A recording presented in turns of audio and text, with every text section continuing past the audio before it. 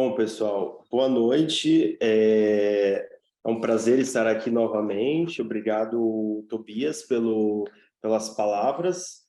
E está fazendo um calor desgraçado aqui e eu fechei tudo para que eu entrasse. Então, se eu começar a suar muito, por favor, não reparem.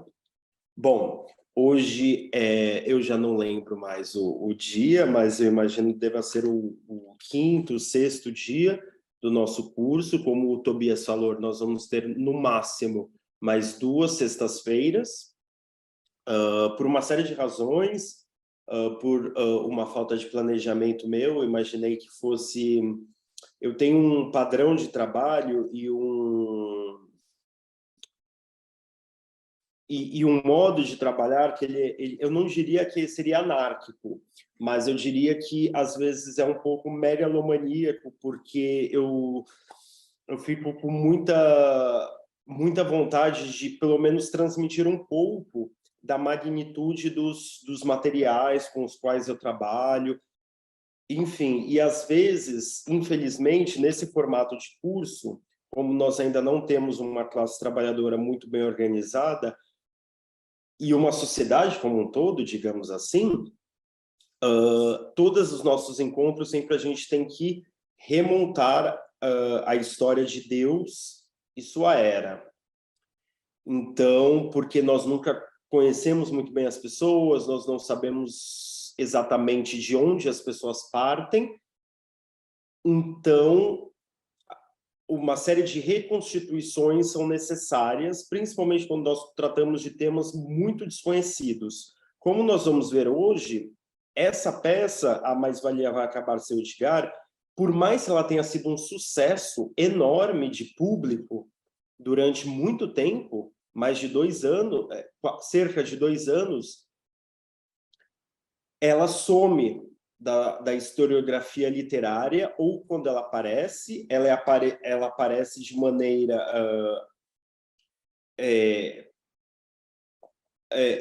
a historiografia ela coloca de tal modo a desqualificá-la. Então, é uma coisa muito complicada, porque geralmente as pessoas não conhecem, quando conhecem, elas têm uma informação muito enviesada. Então, uma série de reconstituições são necessárias para tratar dos materiais que nós estamos tratando aqui. Com exceção, talvez, do Terra em Transe, do Glauber Rocha, dirigido pelo Glauber Rocha, que já há uma bibliografia de fôlego e, por uma série de razões que nós vamos ver na semana que vem, ele é resgatado pela crítica. Então, nós vamos ver isso exatamente. Então, sem mais delongas, como hoje seria o último dia do nosso curso e nós vamos estender por mais 2 semanas, no máximo, eu prometo que em 2 semanas isso acaba. Eu já iria direto para o momento de conexão entre o Café, a ópera Café, do Mário de Andrade, que foi publicada póstumamente em 1955, mas que teve 3 momentos de escrita, 33, 39, 42, e já avançarmos em relação ao contexto e ao texto da Mais-Valia Vai Acabar Seu Edgar, escrita a muitas mãos, mas normalmente atribuída ao Oduvaldo Viana Filho.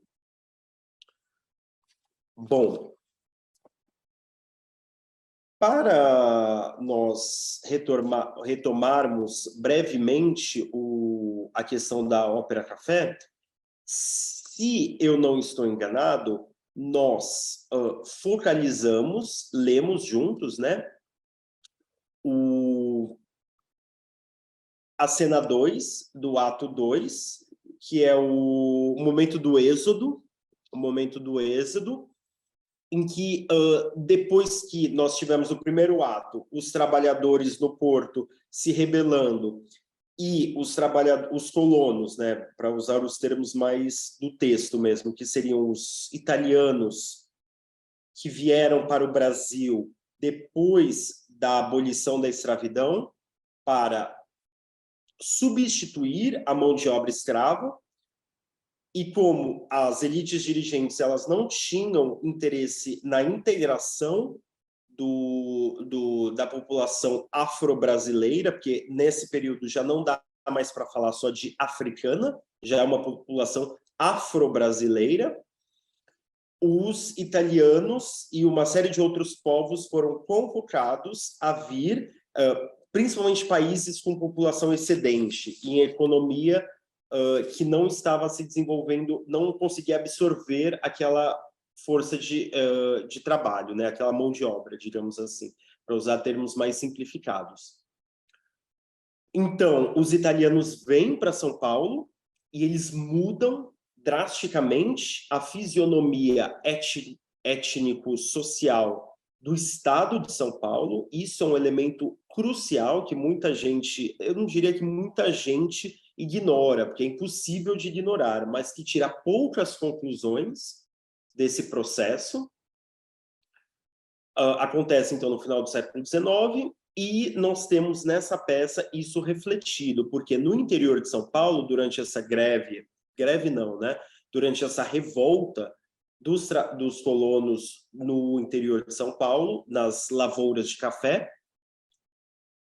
o que ocorre é que eles se recusam a continuar trabalhando sem receber e começam uma marcha que, na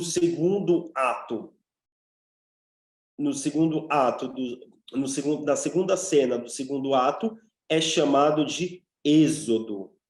Então, eu coloquei para vocês que não é por acaso que a palavra êxodo aparece como uma palavra de origem bíblica e uma palavra que também vai entrar no jargão geográfico para explicar o Brasil como êxodo rural, que é um processo também que aconteceu durante a industrialização da Europa, durante o qual os trabalhadores que cultivavam as terras comunais são expulsos para as cidades, né? O processo de closures. Eu estou falando em inglês propositalmente para aqueles interessados, porque o processo ele ganha uma proeminência muito fundamental na Inglaterra, em que você tem um cercamento, closures, cercamento das terras comunais, e não necessariamente comunais, mas elas eram comunalmente utilizadas. E os trabalhadores são forçados a se deslocar para as cidades e trabalhar na indústria nascente. No Brasil, acontece um processo muito similar, que eu vou reconstituir muito brevemente daqui a pouco, mas é só para reter essa ideia do êxodo.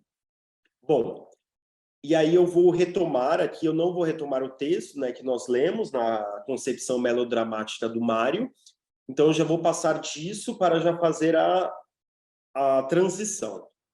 O primeiro elemento, então, que salta aos olhos, né, nessa concepção melodramática do segundo ato, na segunda cena, chamada de Êxodo, é a centralidade da linguagem e temática bíblicas. O êxodo de trabalhadores rurais, sem perspectiva de pagamento, ou seja, sem nem perspectiva de exploração, eles vão em direção às possíveis oportunidades da cidade. Isso daí pode ser facilmente lido em paralelo ao movimento dos hebreus escravizados no cativeiro egípcio, em direção à liberdade e à terra prometida. Como eu falei brevemente, essa peça ela é repleta de temáticas bíblicas, questões de delírio, fugas ao irracionalismo, uma série de coisas assim. A própria ideia da semente, do café como semente, que morre, renasce, tudo isso está lá. Eu não vou me deter muito nisso. A diferença básica entre o texto do café, o texto do Mário de Andrade, e a narrativa bíblica é que se no segundo caso, no café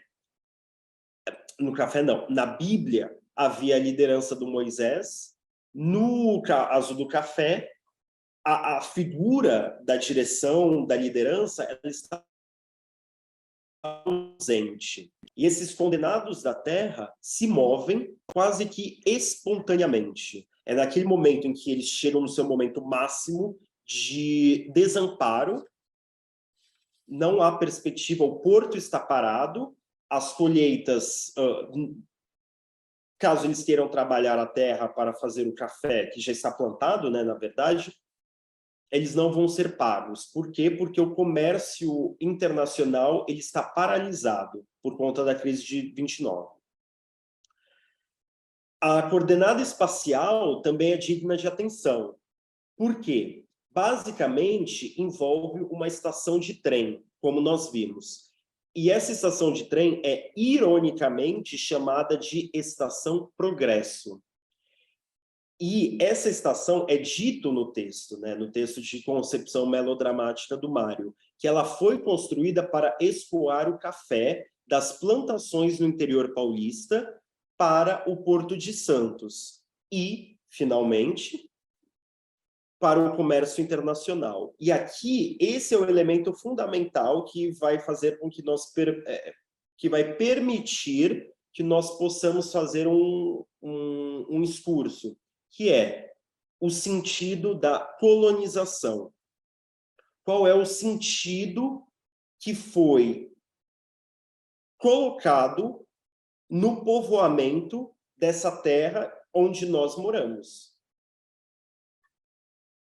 O Brasil, ele se estrutura como Brasil, e podemos dizer América Latina, em meio a um processo de expansão do capital, do capitalismo mercantil. E isso, de acordo com Caio Prado Júnior, colocou um sentido no processo de colonização dessas terras onde nós moramos, que persiste e que vai persistir enquanto nós não fizermos algo. Provavelmente, algo no estilo do que o Mário de Andrade propõe na ópera Café.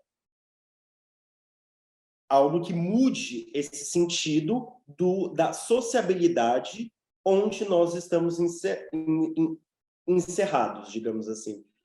Que é essa volta para o exterior. E esse tema ele é tão importante que ele vai aparecer em várias produções culturais. Evidentemente, eu estou falando em várias produções culturais consequentes. Vocês vão ver que o Terra em Transe ele começa com isso. A câmera aérea indo do mar, óbvio, que é da onde saem as coisas, né? Onde saem as coisas para ir para fora, e por onde os portugueses chegaram para invadir o território brasileiro e fundá-lo ao mesmo tempo. E aqui também está colocado esse sentido agroexportador que, devido à sua dinâmica, ele devasta os trabalhadores. Por quê? Porque ele não existe para criar um mercado interno, ele existe para um mercado externo. Então, os trabalhadores aqui são recorrentemente desqualificados, devastados, porque eles não são não passa por eles esse processo, diferentemente da Europa e dos Estados Unidos e do Canadá. Então, aqui já tem esse elemento. Isso que eu quero falar. Tá? Bom, então, nós temos a ópera é isso, né? Vai do porto para o interior e depois do interior para a cidade. Né? Os trabalhadores em marcha fúnebre, saindo das lavouras, que não tem mais o seu sentido, que é o sentido da exportação, a economia agroexportadora, né? Então, paralisa. Se o comércio internacional paralisa, aqui tudo paralisa. Então tá.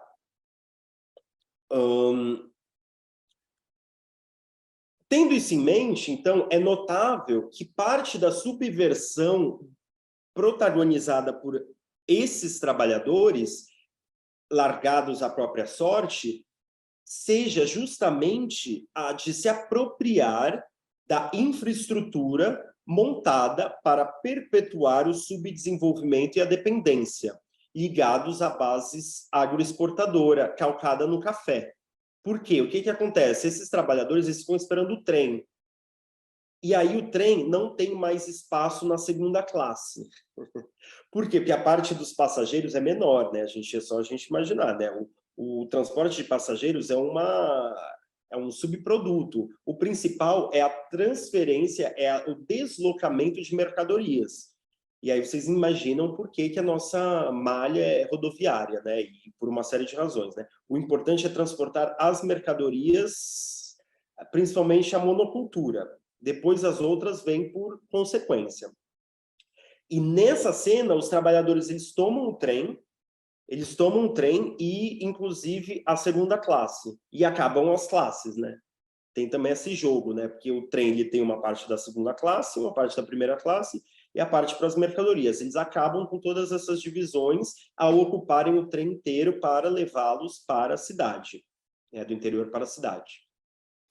Some-se a isso a indignação de que se o texto ele deixa muito bem claro que até onde o sol toca, você vê cafezais. Até onde o olhar alcança, você só vê cafezais. O que pode ser interpretado como uma nova referência à violação da terra pela monocultura, sendo os seres humanos, esses trabalhadores, igualmente vítimas dessa subjugação da natureza. Afinal de contas, aquelas terras felizes, né, para usar o termo do próprio Mário, foram artificialmente tornadas invivíveis, também para usar o termo do Mário, por conta das necessidades de produção, não de alimentos, porque mercadoria não é alimento. Tá? Isso é muito importante, gente. Mas para a fabricação, ela pode ser alimento, mas não necessariamente ela é alimento, entendeu? Porque ela não é feita para o consumo, a mercadoria. E eu não estou falando aqui que a gente tem que voltar para o valor de uso, não tem nada a ver com isso. Estou falando só que a mercadoria ela é produzida para a troca, ela não é produzida para o uso. Isso é uma das coisas que diferencia o sistema capitalista de outros modos de produção que nós conhecemos. Então, a terra ela tinha sido colocada a serviço da fabricação de mercadorias a serem trocadas dentro do quadro do comércio mundial. E o que sobrasse ficava para o Brasil. Não muito diferente do que nós vemos hoje. A esse processo capitalista entrópico, ou seja, que ele causa uma autodestruição, é associado o crescimento descontrolado da miséria dos grandes centros urbanos. Eu não sei se vocês lembram, mas foi a Gisele que estava lendo esse trecho na semana passada, mas no final ele fala, nós temos criminosos não natos, mas criminosos fabricados, né? Essas pessoas do êxodo rural, da urbanização descontrolada e sem planejamento, cria colapsos urbanos, que para a gente, então, é uma coisa que a gente sabe muito bem como é que acontece isso. Você tem um alargamento da malha urbana, de tal modo que não tem como aquela sociabilidade urbana absorver essas pessoas, você sempre tem que ter vamos usar os termos aqui, um exército industrial de reserva, que são aquelas pessoas inempregáveis, quer dizer, que ficam na reserva, que podem ser empregáveis, só que agora nós vivemos um momento em que você tem as pessoas que são simplesmente inempregáveis, não são nem o exército de reserva, que elas ficam para além disso tudo. E isso é 30% do Brasil hoje. O Auxílio Brasil do Bolsonaro vai, eu estava vendo lá, ele vai para pessoas com renda mensal até famílias. de até 150, R$ 200. Caso eu não esteja enganado. Eu vi esses dias, é um negócio assim escabroso. Então, o que nós estamos falando aqui é disso. Quer dizer, antecipando isso, porque isso daqui vai dar no que a gente conhece hoje. Então, a própria terminologia do Marx conta de alguns processos contemporâneos. Por quê? Porque ele já imaginava uma barbárie, mas ele não imaginava que a barbárie pudesse chegar em um ponto tão extremo, né? Então, o que nós temos é basicamente isso. Então, você fica nessa de você garantir que essas pessoas se reproduzam como miseráveis e sejam ferramentas políticas importantes para garantir a manutenção do atraso no sentido do subdesenvolvimento e da dependência. Porque, no final das contas, quem decide a questão política são essas pessoas que estão fora do jogo e que são acossadas por uma série de instrumentos para que elas continuem nessa posição e para que a vulnerabilidade delas seja instrumentalizada por diversas forças políticas. Bom, então isso daqui é o que o Mário está falando quando essas pessoas são forçadas a irem para as cidades, os grandes centros urbanos. Então, o que parecemos ter aqui é a figuração da história brasileira, figuração no sentido de você criar uma figura, uma imagem, a partir de seus traços mais marcantes e fundamentais. E figuração também no sentido de ter um trauma. Essas pessoas, como o Mário de Andrade, o Oswald de Andrade, esses modernistas e tal, eles tinham uma consciência social. E a feição do Brasil fazia com que eles tivessem um trauma em relação a isso. E, normalmente, a gente recalca, a gente não fala sobre essas coisas. E a figuração, ela permite, tanto numa sessão de terapia quanto numa obra de arte, você desrecalcar esses traumas. E isso é a figuração. Tanto é que o que o Mário está fazendo é um sonho de uma revolução, né? Então, o que nós temos aqui é a figuração da história brasileira a partir de seus traços mais marcantes e fundamentais, ou seja, a partir de impasses determinantes da penúria da maioria da população e que levam, e esses impasses levam a rupturas decisivas, impactantes, incontornáveis, sem volta. A crise da economia cafeeira, a crise da economia cafeeira, a ascensão de uma classe industrial, né? Eu vou falar sobre o processo de industrialização. O crescimento da classe trabalhadora estão, sem sombra de dúvida, entre os materiais e as formas sociais com as quais o Mário de Andrade teve que se confrontar quando ele procurou representar o Brasil contemporâneo. A questão é que ele teve que representar isso pelo meio operístico. Ele se colocou essa função, né? E a gente já elucubrou um pouco sobre o porquê disso. Vale recordar, então, também outra coisa que a gente falou na semana passada, que o instante decisivo da transição, que 1930, na história do Brasil, é um instante decisivo da transição de uma economia semicolonial, baseada na exportação de um só produto e caracterizada por sua atividade eminentemente agrícola, para uma economia diversificada, animada por um forte processo de industrialização.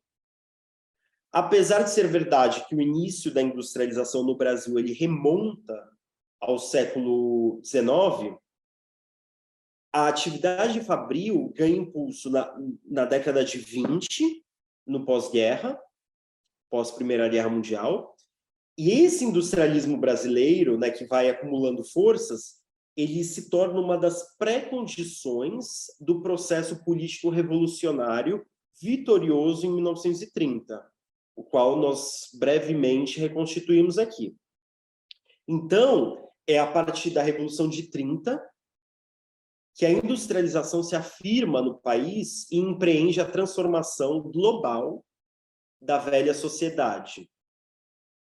Como vemos no Café, na ópera do Mário, o que dispara a ação dramática é o Porto parado, é o Porto de Santos parado, ou seja, a interrupção do comércio internacional. Quando é colocada em xeque a posição do Brasil, do país, na divisão internacional do trabalho, como produtor de uma monocultura, como agroexportador. Ou seja, o país ele é colocado na posição de estar impossibilitado de colocar sua produção no mercado internacional. Ele é impossibilitado de interagir, de performar o seu papel na divisão internacional do trabalho. E essa vulnerabilidade estrutural em relação à dinâmica externa cria uma pressão interna insuportável, que, por sua vez, deflagra uma série de conflitos que vão até as suas últimas consequências. Por mais que a obra do Mário imagine um embate mais generalizado e com desdobramentos ainda mais profundos, o que se observou na realidade, no fato, é uma demanda por bens manufaturados que já não podia mais ser satisfeita com importações. Então, você vê que o aceleramento da industrialização do Brasil ele se coloca como um fator decisivo para a viabilidade do capitalismo brasileiro, o capitalismo no Brasil, né? Então, o que acontece é uma demanda por bens manufaturados que já não pode mais ser suprida por importações, fazendo com que o país acelere essa substituição de importações de bens manufaturados, desenvolvendo um processo que parte da indústria leve e chega, por volta dos anos 40, à indústria de base, né, que é a base industrial do Brasil, né, que é esses anos de 30, 40, que é o que chamam, né, o Getúlio Vargas, do pai do capitalismo brasileiro, né, as estatais, o extrativismo, ele ganha um novo fôlego com a Vale do Rio Doce, ou seja, você tem esse processo de uma sofisticação das bases econômicas do Brasil, né, devido a essas pressões, tanto interna quanto externa. Em uma palavra, o dilema de uma revolução burguesa mais liberalizante do que democratizante é simbolicamente resolvido por nosso autor, pelo Mário de Andrade, como uma revolução proletária abrangente. Ocorre que, na prática, o que se consolida é um equilíbrio instável entre as principais forças políticas da classe dominante brasileira, isto é, um compromisso entre a burguesia ascendente e a antiga oligarquia latifundiária e mercantil. Esse é o embate de 30, né? A burguesia ascendente, a Aliança Liberal, encabeçada pelo Vargas, e a oligarquia do café com leite, principalmente nas suas frações paulistas, que são desalojadas do poder.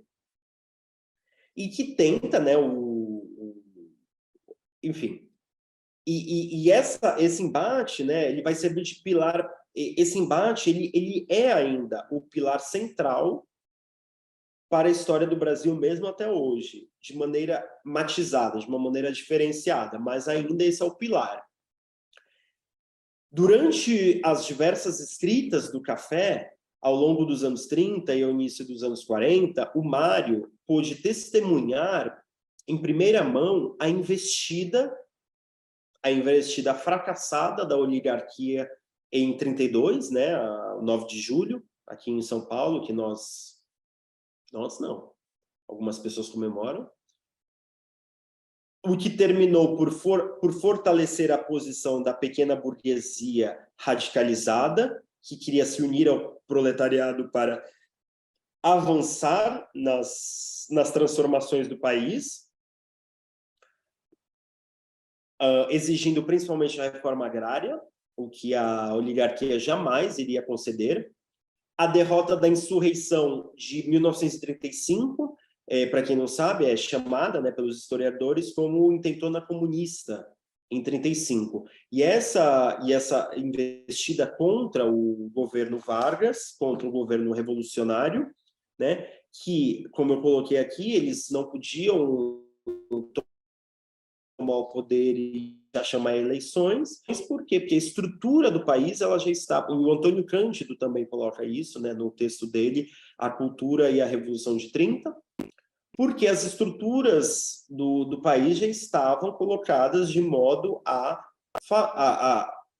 garantir a permanência da oligarquia no poder. Então, você precisava criar uma série de reformas que foram efetuadas, e o Antônio Cândido, em cada seção desse texto, ele traz, né, a indústria do livro, que foram reformas mais de caráter liberalizante do que democratizante ou socializante, a indústria do livro, a reforma educacional e uma série de outras questões, né, imprensa, a normalização do modernismo, o que também, a normalização também é uma neutralização dos ímpetos mais utópicos e radicais do modernismo de 20, de 22 e por aí vai.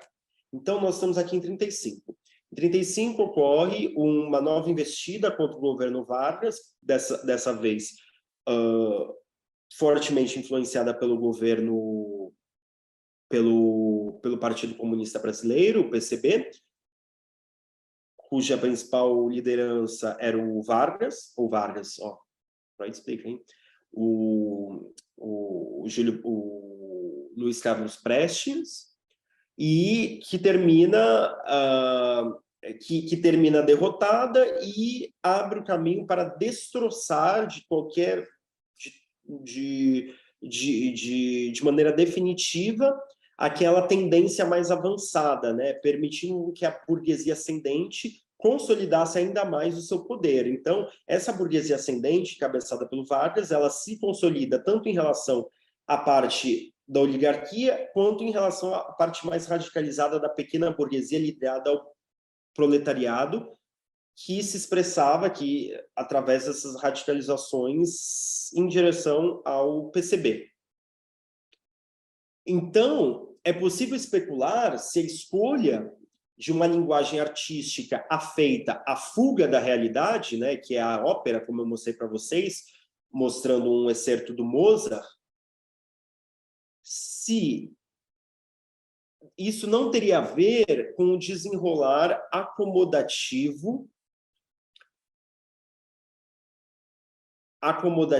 né? Calma, eu só me perdi aqui no meu...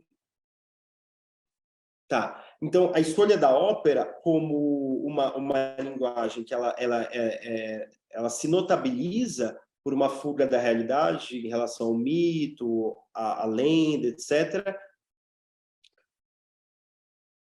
Se essa escolha não teria a ver com o desenrolar acomodativo em certo sentido trágico, né, no sentido de repetição eterna, né, de um mesmo destino que se impõe ao indivíduo, né, daquelas esperanças do indivíduo, no caso de um país, né, o subdesenvolvimento e a dependência como um destino trágico se impõe, por mais que o país, a sociedade, ela tente se superar, ela tente superar aquela condição, se imponha de uma maneira trágica, que o indivíduo não tem, a sociabilidade não tenha mais por onde correr, aquilo se impõe como uma força acachapante, uma força inexorável, né? Então, como se fosse uma espécie de compensação em relação àquelas esperanças acumuladas. Principalmente uma vez que, aliando-se à oligarquia e ao setor direitista da pequena burguesia, né, que vai ser esmagado no ano seguinte, a burguesia, em 37, apoia a implantação do regime ditatorial sob a liderança do Vargas. Esse regime é caracterizado pelo Rui Mauro Marini, de quem eu estou tomando emprestado essa periodização, como um regime bonapartista, usando também os termos, os termos do Marx, né? Que não seria o Estado Novo, então seria o Estado Novo do Vargas, né? Imposto a partir do golpe de 37. E no Brasil tem tanto golpe que a gente precisa lembrar da data, né? Bom, então esse regime instalado, então ele seria caracterizado por uma espécie de bonapartismo. E o que seria isso? Seria uma opressão de classe não aberta, né? Então ele seria especificamente no Brasil, ele seria caracterizado pela legislação social avançada, a organização sindical de tipo corporativo, ou seja, você desarticula os sindicatos livres, né, autônomos, você cria um monopólio sindical, um sindicato para cada segmento, e você cria sindicatos ligados ao Estado, que tenham que ser reconhecidos pelo Estado para existirem. Você controla então a organização dos trabalhadores, você não reprime, não suprime direto, né? Você tem um forte aparelho policial e de propaganda, tudo isso para a classe trabalhadora, de modo a enquadrar as massas operárias. Ao passo que você institui concurso obrigatório para cargos públicos de baixo e médio níveis, isso o Antônio Cândido também fala no texto dele, né? Dessa cooptação da classe média, dos intelectuais, dos artistas, por meio do concurso público. Por quê? Porque a única classe letrada nessa época era a classe média. Então, se você institui concursos públicos obrigatórios para a maioria dos cargos públicos, quem vai usufruir disso é a classe média letrada. E você faz isso e você consegue que você faz uma cooptação da pequena burguesia por meio de uma perspectiva de estabilidade econômica, né? Essa aqui é a questão. Então, a gente pode começar a explicar o porquê o café não projeta aliança de classes, né? Talvez isso tenha a ver, por quê? Porque no café, se a gente for para pensar, não tem a figura do partido, não tem a figura do líder, não tem a figura de nada. É uma coisa quase espontânea das massas que se decidem rebelar. Então, não tem a bandeira nacionalista, o que seria muito factível, né? Um agrupamento de várias classes dos trabalhadores, as pessoas que trabalham, pequena burguesia também não aparece no café, sob uma bandeira nacionalista, né, poderia ser uma coisa factível. Isso também não tem no café. E não tem espaço para instrumentos da classe trabalhadora, como partidos, sindicatos.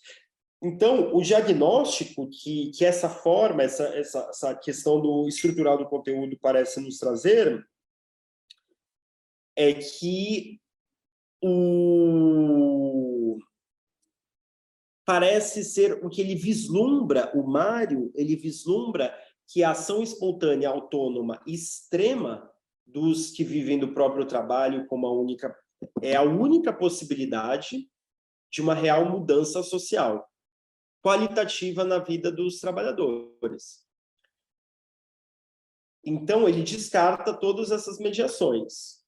Independentemente da gente concordar ou não, essa que é o estado da arte, nesse caso. Né? Então, nós vemos aqui também que nos anos 30, você tem não a inauguração, mas a sofisticação dessa questão do Brasil como um problema, né, a ser colocado. E nos anos 40, já chegando nos anos 40, nós temos uma ruptura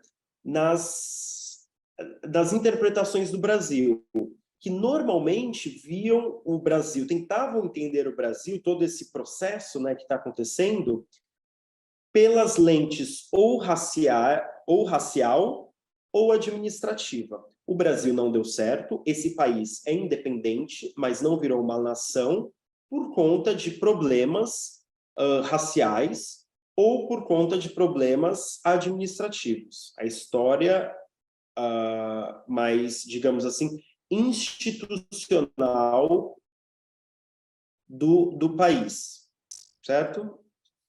Bom, a questão, então, que se coloca é que uma das intervenções mais importantes que você tem nesse começo dos anos, tanto nos anos, deixa eu dizer aqui, tanto nos anos 30 quanto nos anos 40, é a do Caio Prado Júnior. E o porquê que o Caio Prado Júnior ele é tão importante? Eu não vou aqui me deter na biografia dele, nem nada.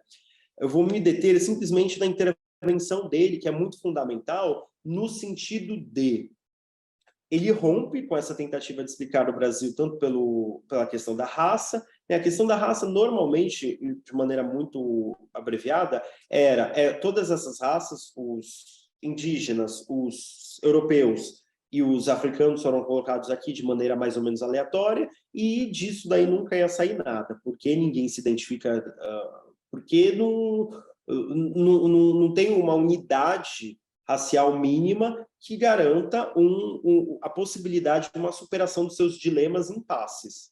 Então, aí há soluções do embranquecimento, há outras soluções de deixa como está, porque assim a gente garante o predomínio dos brancos, então também tem isso, também fiquem de olho também, quando o pessoal acha que está tudo ótimo, repensem por aí. O Caio Prado Júnior, né, os livros dele, A Revolução Brasileira, A Revolução Política no Brasil, A Formação do Brasil Contemporâneo, e todos esses livros, né, ele sempre vai trazer uma tese, que é a tese do sentido da colonização. E isso é muito fundamental, porque isso vai marcar, tingir os debates dos anos 60, que, por sua vez, vão alimentar a imaginação dessas obras que nós vamos discutir nos anos 60, que é A Mais-Valia Vai Acabar, seu Edgar, e O Terra em Transe. Então, a pergunta que norteia isso é que se o Brasil pode dar certo, se esse país, que agora é independente, ele pode virar uma nação, se ele pode se desenvolver. Essa que é a grande questão. Pode ou não? O problema, como nós colocamos aqui, é que, geralmente, essas discussões eram feitas internamente, pensando na questão da raça e a questão da história administrativa, em linhas gerais, óbvio. O Caio Prado Júnior, ele vai tentar pensar esse problema interno, tendo em vista também a questão externa, como o externo se transforma em interno, né? Então, ele vai interrogar a colonização do Brasil. Como é que se deu esse processo no Brasil? Isso vai ser fundamental, porque até os anos 60, digamos assim, existia uma espécie de consenso de que no Brasil existiu feudalismo desde o século XVI até o século XX. Então, a tarefa do Brasil para se tornar uma nação era fazer uma revolução burguesa, liberal, que implementasse o capitalismo no Brasil. O problema não é tanto a tese, o problema é a consequência política, a conclusão política que se tira ao dizer que o Brasil era feudal. Até hoje dizem que é feudal. Você pega o ex-governador do Maranhão, do PCdoB, perguntaram para ele no primeiro mandato dele, né? Ele fez 2 mandatos. Você vai implementar o comunismo aqui no Brasil? Ele falou, de maneira nenhuma. Aqui a gente está precisando de capitalismo. Falta capitalismo no Brasil. Então, essa narrativa, não narrativa, mas essa visão do Brasil como um país feudal que precisa se modernizar toda hora, a gente sempre tem ondas de modernização, é uma coisa perene na nossa história, né? Então, o Caio Prado ele vai ver. Então, essa tese do feudalismo ela parte do pressuposto de, apesar de o Brasil se inserir na ordem mundial num momento de definhamento, de desarticulação e de decadência do feudalismo europeu, ele se estrutura a partir das bases feudais vindas da Europa. E que o desenvolvimento do Brasil e das colônias não acompanha o desenvolvimento capitalista das metrópoles. O Caio Prado Júnior vai discordar disso. Ele vai ir para cima disso. Por quê? Porque ele queria uma revolução no Brasil, uma revolução proletária, uma revolução socialista. Então, ele não dava para achar que tinha que colocar mais capitalismo no Brasil. Então, ele vai ver que a colonização do Brasil, ele vai colocar a colonização do Brasil dentro de um processo mais amplo, um projeto internacional de expansão do mercado do capitalismo mercantil. Então, a colonização do Brasil seria parte de uma empresa muito mais vasta e mais extensa, que é uma empresa colonizadora integrante do projeto do capitalismo mercantil europeu. Correto? Então, o Brasil ele surge como Brasil dentro de um processo mais extenso, ou seja, do processo de acumulação e expansão do capitalismo na sua forma mercantil. Então, o que se implantou aqui e nos trópicos de maneira geral foi uma empreitada colonizadora.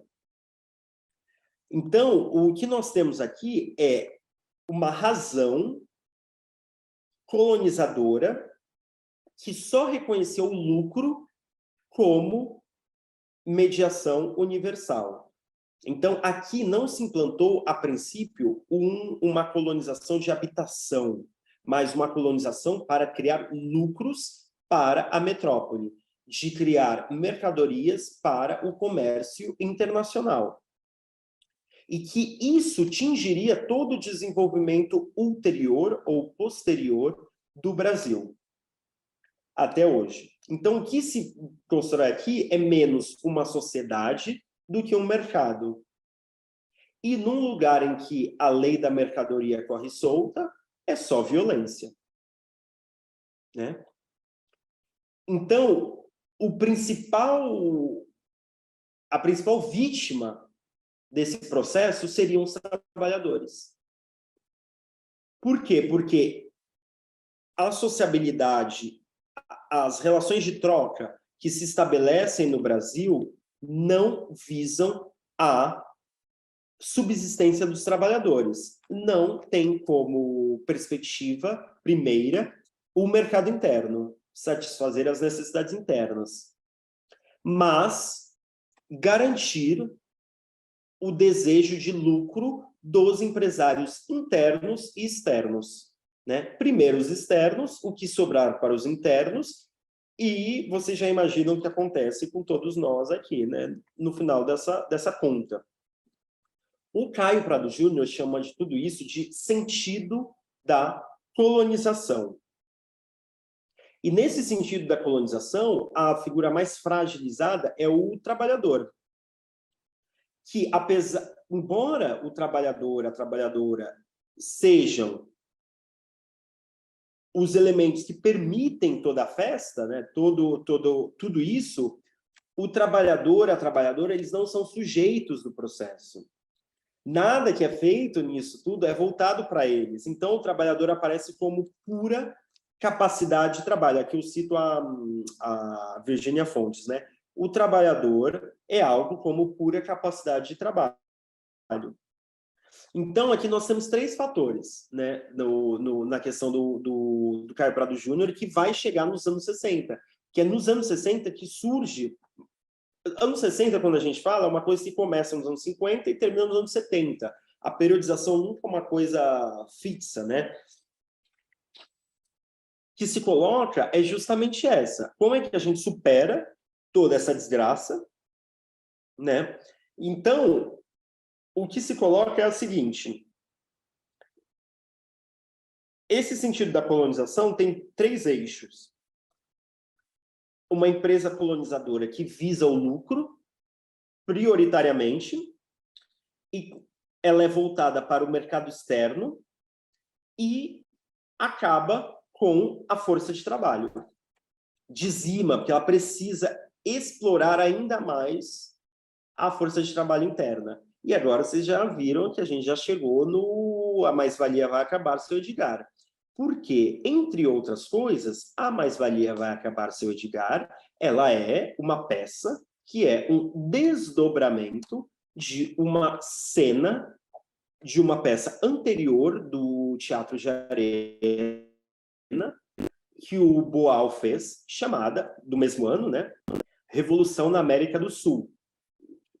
Basicamente, na Revolução da América do Sul, você tem uma cena em que o protagonista, o José, se eu não me engano, se eu estiver errado, alguém depois me avisa. Ele pede um aumento para o patrão demite, e depois ele vai até a feira. E ele vê, na feira, os preços aumentando. E uma das desculpas sempre, né, que os patrões dão para não dar aumento é que o aumento de salário encarece os produtos.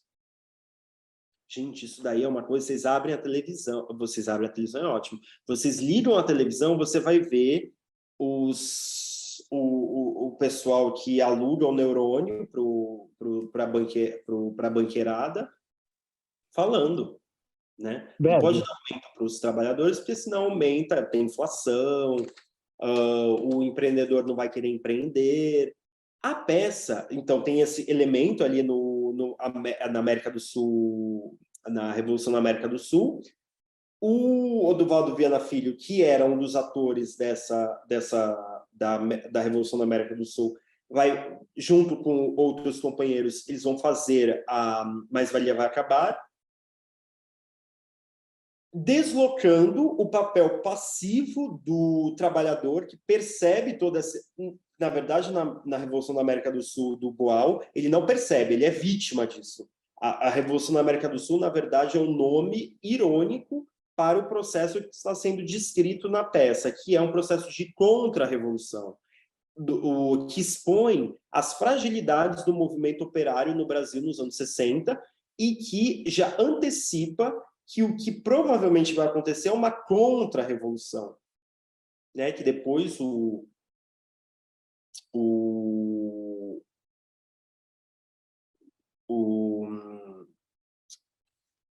Florestan Fernandes, na obra dele, A Revolução Burguesa no Brasil, ele vai mostrar que, de 30 a 64, o que ocorre é, em vez de uma revolução burguesa, de fato, como aconteceu na Inglaterra, na França, na Alemanha, na Itália, o que ocorre no Brasil é um processo de uma revolução burguesa que não ocorre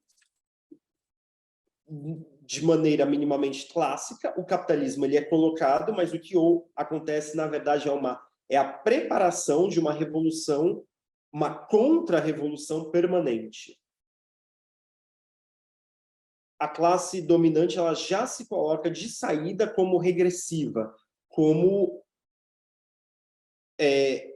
totalmente contrária aos interesses dos trabalhadores, de minimamente, eu não diria incluir, porque eu acho que não é essa palavra, está todo mundo dentro. O sistema capitalista, esse povo que vem com essa ideia de inclusão, de não sei o quê, não tem ninguém fora, está todo mundo dentro. Que o sistema capitalista, uma das questões dele é como subjugar as pessoas e garantir com que elas vivam e se reproduzam sob as condições do capitalismo. Então, isso faz parte. A gestão da pobreza, a administração da miséria, ela faz parte do capitalismo, ela não está fora do capitalismo, não tem fora do capitalismo. O que não é mercadoria não existe, gente. Começa por aí, né? Mas, enfim, então a mais-valia vai acabar o seu Edgar, ela já parte dessa questão, que é, você pega ali uma questão da mais-valia, que estava ali, eu não diria subentendida, mas ela estava colocada, e aí na mais-valia vai acabar na Revolução da América do Sul isso acontece, na mais-valia vai acabar seu Edgar, do Eduardo Viana Filho, do Chico de Assis, do Carlos Estevam, do CPC da Uni. Ali você vai ver o processo de consciência do trabalhador. Se no primeiro você tinha simplesmente uma estupefação, uma questão puramente negativa de tematização da alienação, da incapacidade do operário se politizar, conhecer a sua opressão, na mais-valia vai acabar seu Edgar, você já tem um processo que é distinto, significativamente distinto. Por quê? Porque você tem um processo de você explorar de maneira mais detida o processo da mais-valia absoluta, que é o que impera aqui e que está no sentido da colonização, né? Por quê? Porque a empresa colonizadora instalada aqui, ela tem que aferrolhar ainda mais o trabalhador aqui para garantir os lucros, a mais-valia interna e a drenagem do mais-valor da mais-valia que é produzida aqui para fora. E fica muito evidente, na mais-valia vai acabar seu Edgar, o que é a mais-valia absoluta, né? Que é alguma coisa além do que o alargamento da jornada de trabalho do trabalhador para além do que foi pago, para além para além do que foi pago para o trabalhador. Então, ele trabalha, digamos assim, nós trabalhamos durante uma determinada quantidade de horas, chega um momento em que nós já pagamos aquilo que nós vamos receber.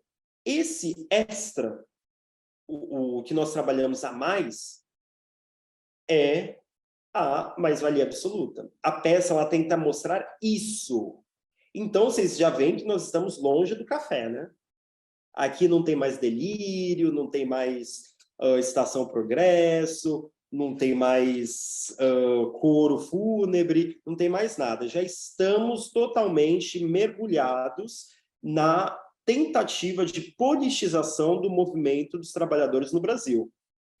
Não há mais uma tentativa de compensação simbólica. Há uma tentativa de intervenção na prática por meio de um processo que alguns críticos chamam, principalmente Roberto Schwarz, e Nakamura também coloca isso, de uma Aufklärung popular, né? Eu acho que tem um tom... Aufklärung é esclarecimento, iluminismo, essas coisas, né? Uma ideia de ensinar para as pessoas, né?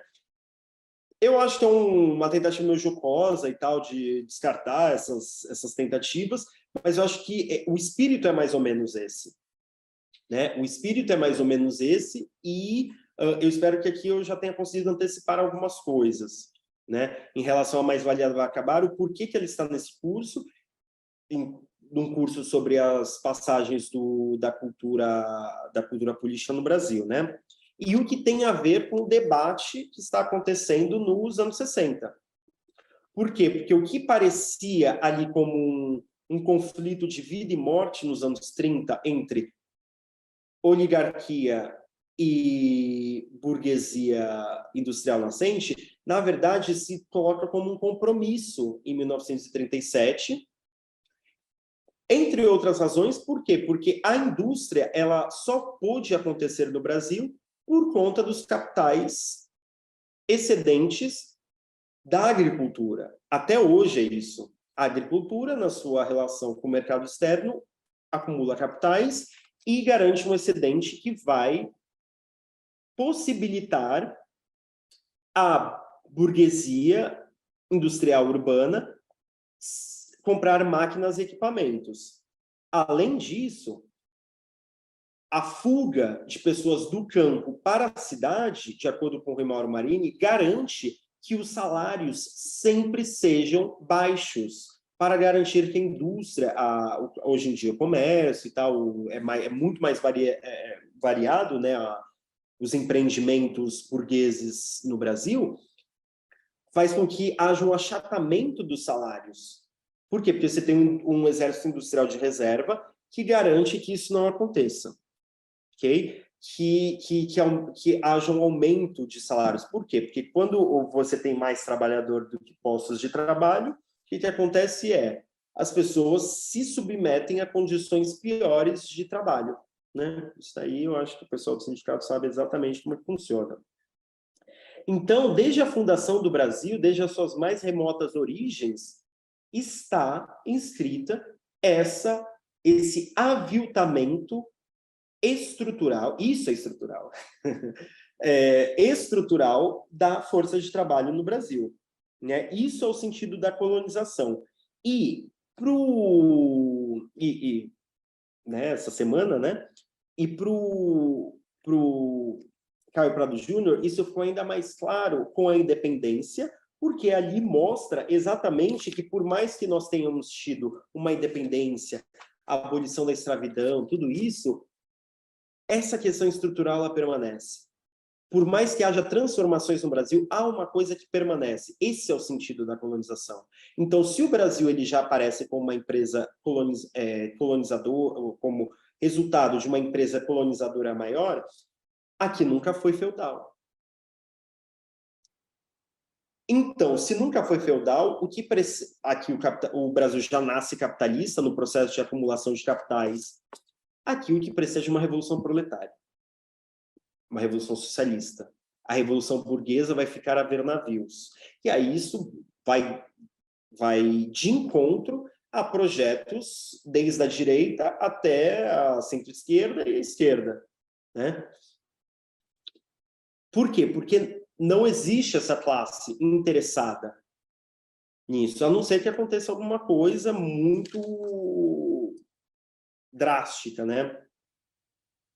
Bom, eu vou deixar isso daqui mais para o lado, porque eu acho que eu já fiz bastante dessas questões da discussão propriamente dita do capitalismo brasileiro, dessa transição dos anos 30 para os anos 40, 50, 60, porque esse é o debate que se coloca, então.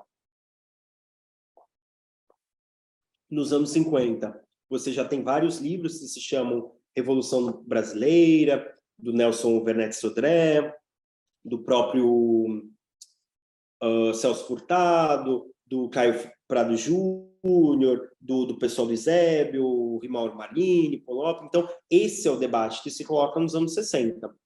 Entre outras razões, por conta daquela história que eu contei para vocês da CEPAL, né? Que nos anos depois da guerra, em 49, é fundada, né, a Comissão Econômica para a América Latina e Caribe. Eles fazem também uma para a África, uma para a Ásia, e ali é o máximo da consciência burguesa, porque ali eles percebem que as vantagens comparativas ricardianas, né, da economia política clássica, de que se você se especializar em uma mercadoria, você consegue, na troca mundial, compensar as suas perdas, que aqui não estava funcionando, que as mercadorias europeias com valor agregado se valorizavam em uma proporção muito maior do que as mercadorias das economias dependentes e subdesenvolvidas na América Latina, África, Ásia e por aí vai. Então, você começa um processo de industrialização na América Latina, principalmente no México, na Argentina e no Brasil. Porém, já nos anos 50, mostra que, mesmo com essa industrialização, essa aceleração do processo de industrialização, continua a monopolização, os níveis elevados de desemprego e outros problemas vão se colocando, né? Então, existe uma divisão dentro das explicações do Brasil ali nos anos 50, que alguns atribuíam essa persistência dos problemas atribuíam à falta de soberania desses países, né? O Brasil, que falta é a soberania, né? E aí você tem as várias proposições de uma revolução brasileira para aumentar a democracia no Brasil, para trazer a soberania para dentro dos limites nacionais, que fosse isso, que era o problema, né? Por quê? Porque, então, uma divisão entre pessoas se explicavam de um ponto de vista interno, ou seja, precisa trazer o centro das decisões, a soberania para dentro desses países, e outros eram externos, né? que achava que havia uma falta de amadurecimento das forças produtivas e das relações de produção interna, falta de desenvolvimento capitalista em relação ao externo, né? Então essas daí são as explicações externas. Se falta alguma coisa em relação ao mundo externo, né? E todas essas explicações que vão surgindo são parte desse caldo que vai dar nos anos 60, né? Nessas peças, nesse filme.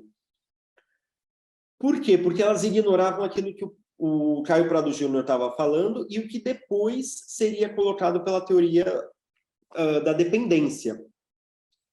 Que o subdesenvolvimento, e aí a teoria da dependência, tanto a de direita do Fernando Henrique Cardoso, quanto a de esquerda, né, do pessoal da Polop, do ISEB e tal, toda aquela gente ali, é que eles superam essa dualidade como se fosse um problema externo, um problema interno, colocando justamente que o subdesenvolvimento não poderia ser superado sem que a estrutura do capital,